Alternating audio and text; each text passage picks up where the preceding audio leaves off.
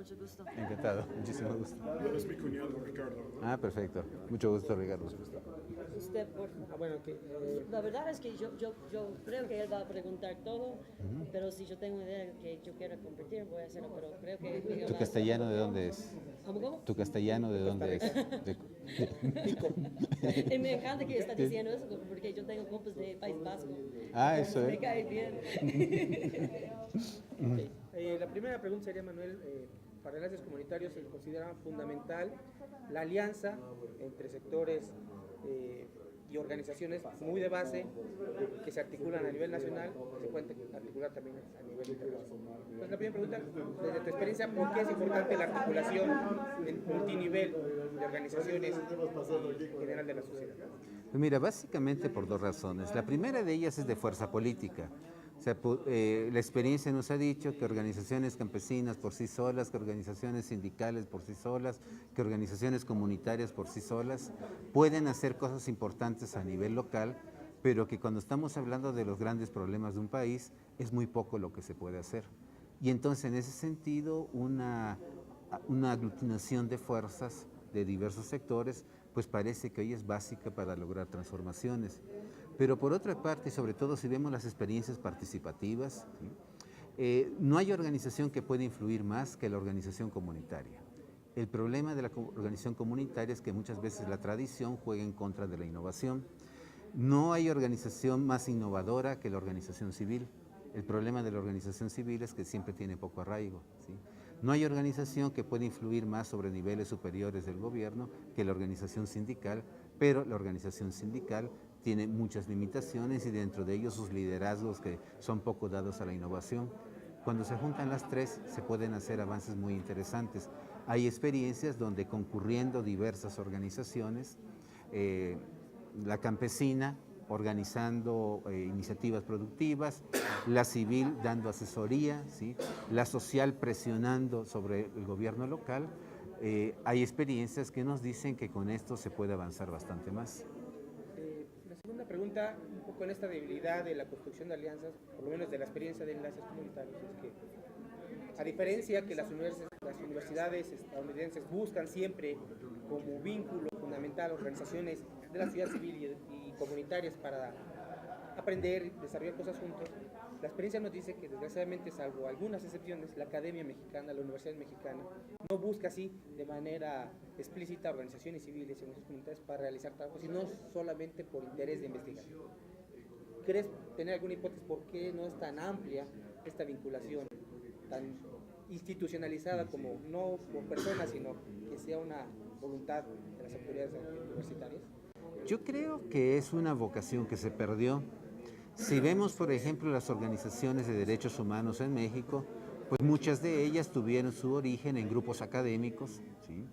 Que pues justamente desarrollaron organizaciones especializadas para esto, ¿sí?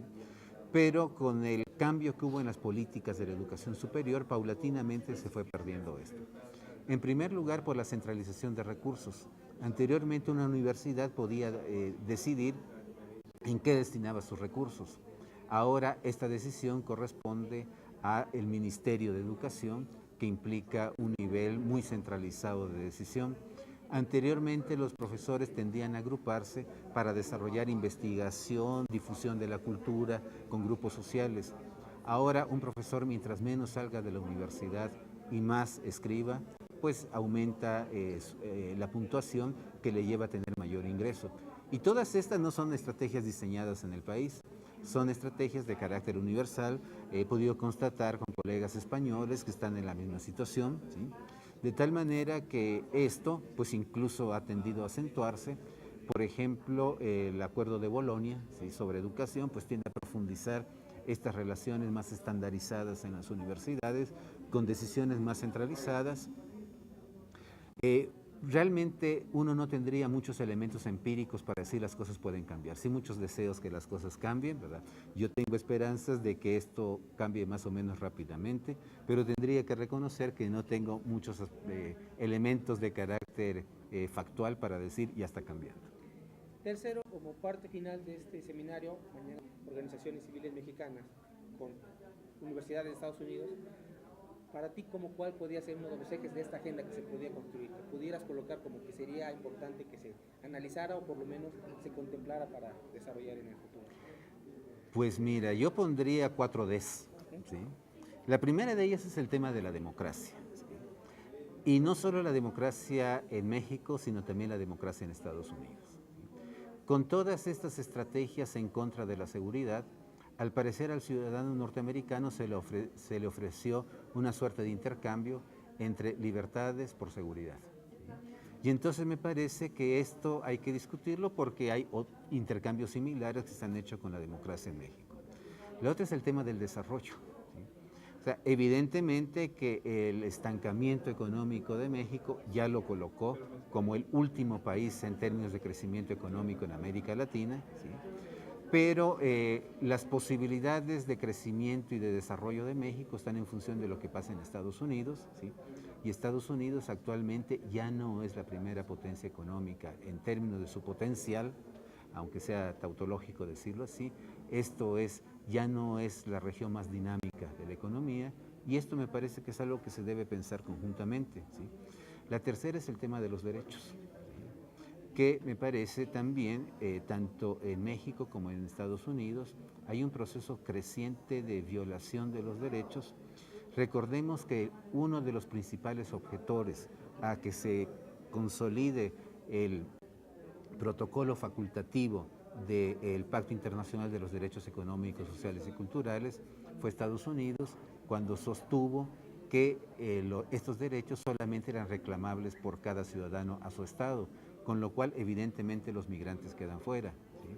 De tal manera que este es otro punto que me parece crucial comentar, pero todo ello sobre la base de la cuarta D, que es la de la diferencia, ¿sí? O sea, no solamente porque son países con cultura distinta, sino en nuestro propio país se le presta mucha atención, muy poca atención, por lo contrario, muy poca atención a los derechos de las llamadas minorías, ¿sí? Que no siempre son tan minorías, ¿sí? Estoy pensando lo que hacen los derechos de la diferencia de los indígenas, ¿sí? De las mujeres, que por supuesto no son ninguna minoría, ¿verdad? De los que tienen una diversa preferencia sexual, ¿sí? Entonces, todos estos derechos de la diferencia, ¿sí? Creo que a nivel global, me atrevo a decir, están siendo muy poco trabajados, pero en la relación entre dos países que se quieran democratizar y desarrollar juntos, me parece que es fundamental para entenderse, justamente, me atrevo a decir, partir de los derechos que implica la diferencia.